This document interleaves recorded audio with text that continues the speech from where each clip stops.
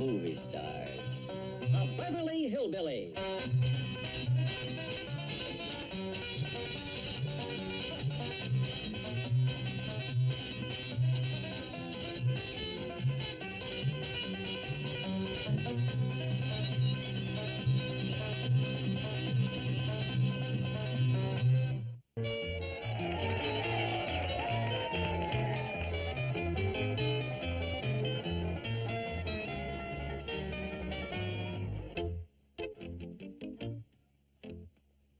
Fishing, Shorty? Fishing?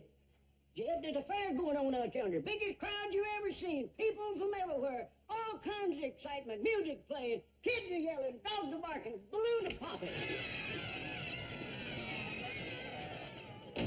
All Ned's busting loose out there, and you want to go fishing. Yep. I don't blame you. Where you going? I ain't decided yet.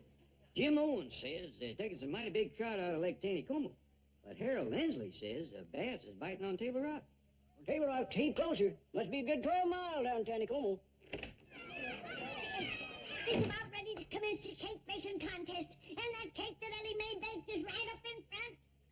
Taneycomo it is, Shorty. What's he talking about?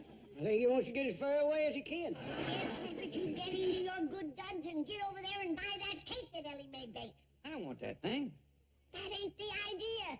You gotta buy it before some other man buys it. I don't think there's a man in this town can lift it. It rolls real good. That's how Elly got it over there. Then do as I tell you. Well, why don't you buy Ellie's cake? The cake baking contest is for girls and the bidding is done by the fellas. Well, Granny, it's going to look mighty suspicious for Ellie's own pa to be buying her cake. That's why I want you to get all dressed up. Nobody'll recognize you. Too bad Jethro ain't here. He could not only buy it, he's probably the only living human that could lift it and eat it. Maybe Mr. Drysdale will come. If a dignified city fellow like him would buy Ellie's cake, that'd really cut some ice. Mr. Drysdale ain't coming here. He's got his hands full feeding Elly's critters. Chief, where have you been? Feeding that stupid seal that Elly keeps in the pool. Don't sit down. You forgot to feed the goat. I haven't forgotten. I cooked a whole pot of goat stew. It's cooling in the kitchen. What in the world do you put in goat stew? Everything the other critters won't eat. Fish heads, banana skins, rotten apples, bones, moldy bread, curdled milk, rancid meat scraps. You name it, it's in there. Sounds repulsive. Well, you smell it.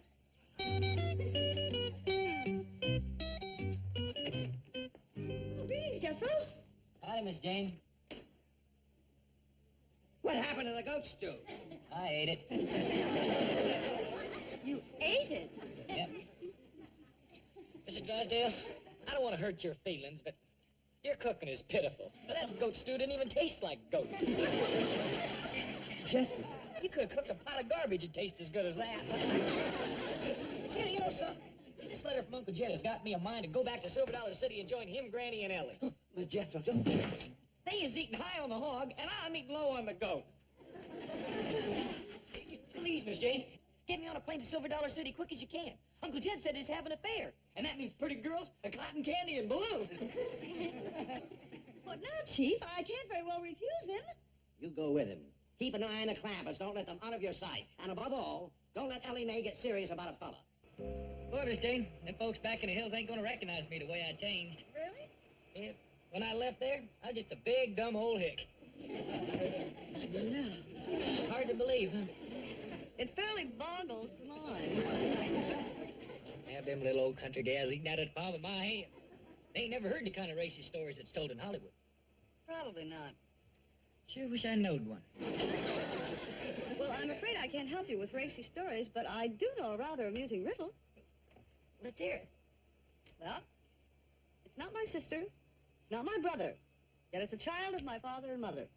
Who is it? I give up. It's me! Oh, boy, that's a beauty! Hey, miss, would you like to hear a dandy riddle? Why, yes. It's not my sister, it's not my brother, yet it's the child of my father and mother. Who is it? I give up. It's Miss Jane here. She didn't laugh too hard. You reckon she's heard it before? Not the way you told it, no.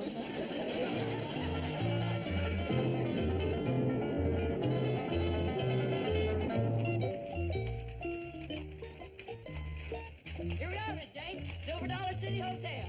What a picturesque little hostelry. Typical country inn. Thanks a lot, Mr. Stevens. Yes, wonderful ride. What a quaint little place. Absolutely charming. Guest roll, Miss Jane. Hi, Uncle Jim. We're here, Mr. Clement. Why didn't you tell me you was coming? I sent you a telegram some time ago. Well, I never got it. I thought there was a fair going on here. Where's all the people? I'm afraid it's all over at the cake baking contest. But why are you afraid? Well, because Elly May has got a cake entered. That is an excellent reason. On my way over to see if I could buy it and get it out of the contest before... Elly Grant for Mr. Clampett. Elly Grant for Mr. Clampett. That must be your telegram now, Miss Jane. Elly Grant for Mr. Clampett. Elly Grant for Mr. Clampett. That's me. Are you hurt? No, I always get off my bike that way. It ain't got no brakes. Miss Jane, I'm gonna tell that riddle to Uncle Jed. All right, Jethro, but this time, when you get to the finish, remember, the answer is you. I got it. Hey, Uncle Jed, got a doozy of a riddle for you. It ain't my sister, it ain't my brother, yet it's the child of my father and mother. Who is it? I give up. It's you. He didn't laugh either, Miss Jane. I guess you're just too sophisticated for them, Jethro. Reckon so.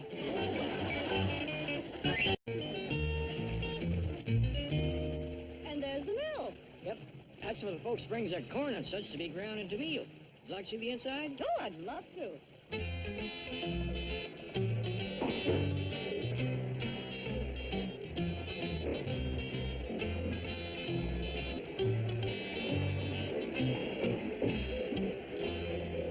That millstone must weigh a ton.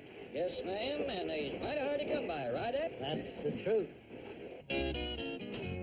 Well, howdy, and welcome back, Miss Hathaway. Been out sightseeing? Yes, Mr. Kellums, and I am absolutely in love with your quaint little community. Well, thank you, ma'am, and we're mighty proud to have a fine big city lady like yourself visit us. Thank you. And now I'm going to don my bird-watching outfit and venture into the neighboring forest. Now, may I have my key, please? What key's that? Well, the key to the room I'm occupying. I'm afraid there ain't no key, Well, why not? 'cause there ain't no lock.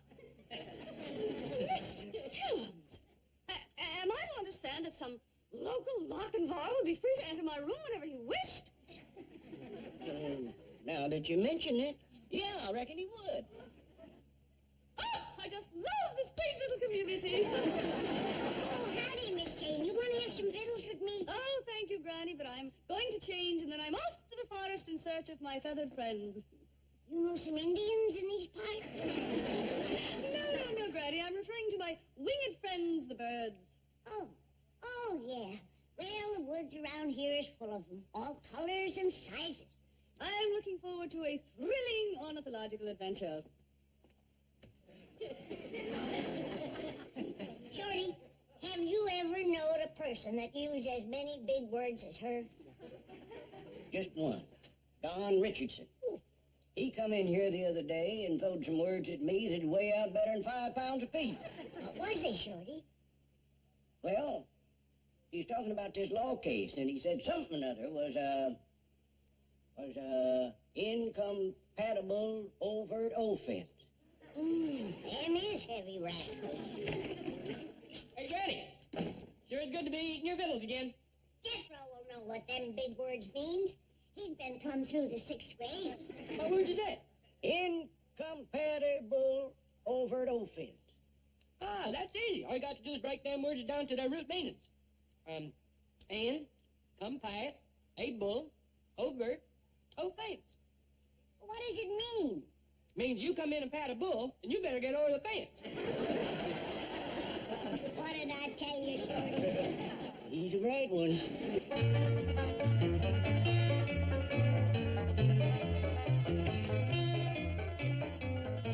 Jim, did you get by the cake booth? Yep. Did you snatch Elly's cake out of the contest? Too late. The bidding had done commenced. Oh, Jed, Elly'll never get a husband when word gets around about her cake baking. Granny, there's nothing I could do. Well, why didn't you grab an axe and chop it up? Would have been a dead giveaway, besides ruining a good act. I'm gonna lose my bet with Elverna. Her daughter will get married ahead of Ellie Mae, and she'll get to kick me up Dewey Bald. Well, now, don't start howling till the moon comes up. And poor little old Ellie. She'll be old maid. You'll feel better about Ellie when you see what's coming down them stairs. Jethro, dear boy, would you care to reconnoiter the woods with me in search of the elusive purple martin? No thanks, Miss Jane. I got me some eating to catch up on. And after that, I got me some romancing to catch up on. Excuse me, Miss Hathaway. You aim to go into the woods like that? Indeed I do. Aim to carry a gun? Never. Rabbit's foot? No. Four-leaf clover? Mr. Kilburn, the creatures of the forest do not frighten me. Maybe not, but she's sure going to scare the tar out of them. I shall wend my way through the forest to the shores of Table Rock Lake, and there I hope to find a family of herons. Well, give 'em our best. Is that the Luke heron? Oh, no. The heron I'm looking for stands in the water on his long, skinny legs and gobbles up crawdads and frogs in his enormous mouth. Well, if that ain't Luke Heron, it's his twin brother.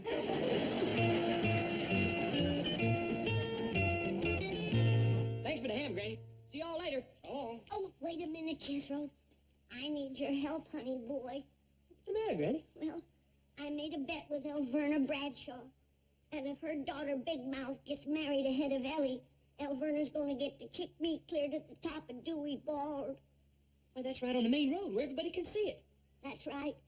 And Elverna will make sure that everybody knows. There'll be hundreds of people there watching, maybe thousands. Why, just like a sideshow. A circus, a regular carnival. Oh, bless you, Jethro. You're a sweet, sensitive, darling boy. I know you love your old granny, and you're going to do something about it, ain't you? You bet I am. I'm going right over and talk to Paul Davis. Candy maker? He's married already. I know that. I'm going to ask him if I can have the popcorn concession. Why, you buzzard-hearted boob! Yes, what, Granny? The cake gets the highest price of all. What? Yeah, Ed Bozeman paid $40 for it. Did I hear right? Somebody bought Ellie's cake? Ed Bozeman wants me to bake him another one just like it. I can't believe it. If anybody knows good cake, it's Ed Bozeman. Been a miller all his life. It was the frosting that fooled him. Ellie did have it decorated awful pretty. Well, let's quick go buy it back from him before he tries to cut into it. Good idea. Let's go. How about it, Egg? Nothing doing. I gave you twice what you paid for it. Sorry, but it ain't for sale. Oh, please, Ed, where is Ellie's cake? Right over there. You're using it for a millstone? The best I've ever had.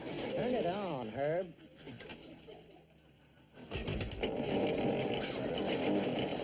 Look at that rascal chew up corn.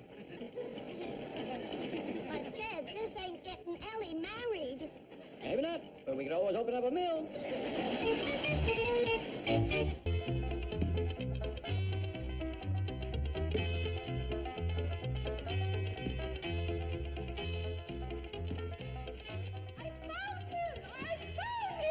The perfect man for Ellie Mae! A Hercules, a full Bunyan! We waited too long to fetch Ellie Mae back to the hills to get a husband. All the good boys is took. Now, Granny, there's still some fish left in the creek. Name me one. Granny! Mr. Clapper! Miss Jane is running like the devil himself is after. I was worried about her going in the woods dressed like that. Like as not, somebody mistook her for a revenuer. Oh, everybody knows there ain't no girl revenuers. Yeah, but not everybody knows she's a girl. What's the matter, Miss Hathaway? I think I found a man for Ellie Mae! Where Alex? In the forest, he was chopping a tree. Maybe a bear chased her. Or a mountain lion. In the woods! I saw him just right for Ellie. An Adonis, a Hercules, and Apollo. Oh, please, Miss Jane, she's got enough critters now. You don't understand. He was cutting down a tree near the lake. You don't need another beaver. I am talking talking about a man. That she needs. What is a man? A veritable Greek god. Greek. You mean Don Richard? No, his name is Matthew Templeton. Oh, I tell you, he could have stepped from the pages of A Shepherd of the Hills. Young Max, reincarnated, a blonde giant. Where is he? Where is he? He's on his way. I invited here to meet Elly and the rest of you. Did you tell him that Elly was looking for a husband? I put it a bit more subtly. I told him I knew of a divinely beautiful young lady who would come back to the hills to find the right young man and get married. And that didn't scare him off? Oh, prayer. He seemed most interested. He agreed to come to town as soon as... There he is. Is that him with the axe across his shoulder? Yes. That dog is Miss Jane. He's everything he said he was. Let's run downstairs and grab him. I mean, meet him.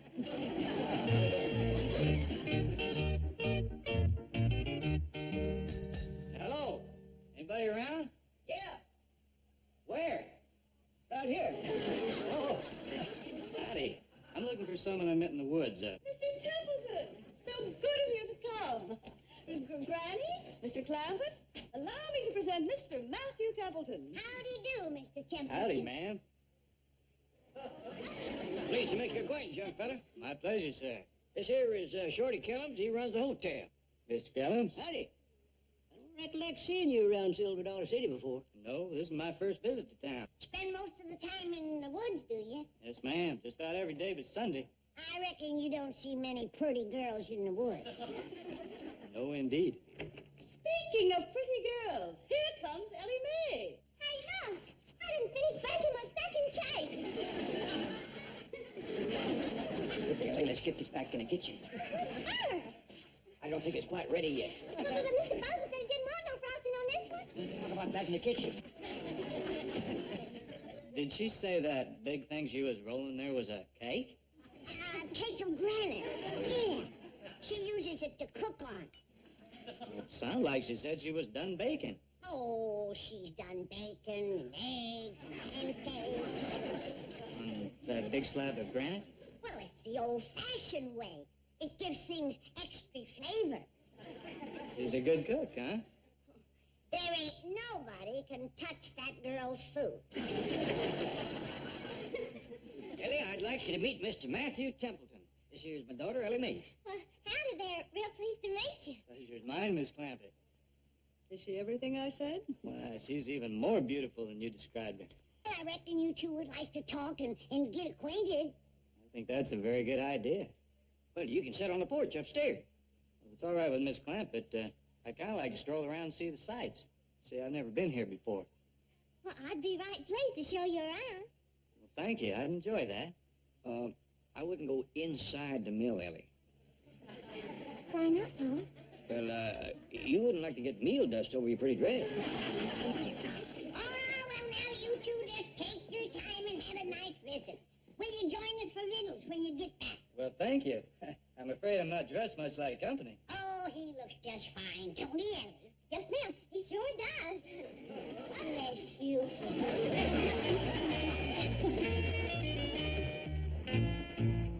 Let's start over there. Fine with me. Oh, Miss Jane, we'll be beholden to you forever and ever.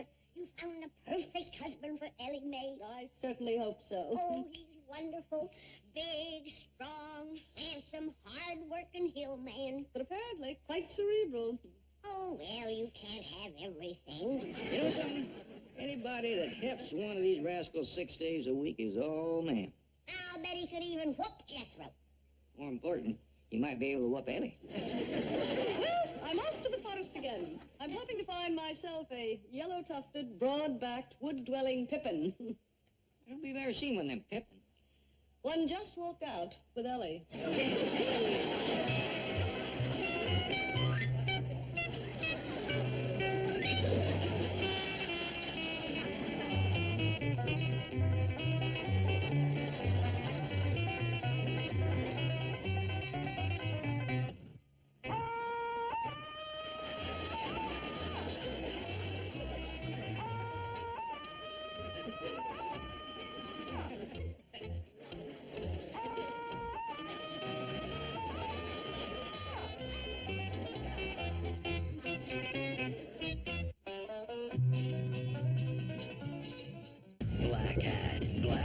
It's black belt. Bad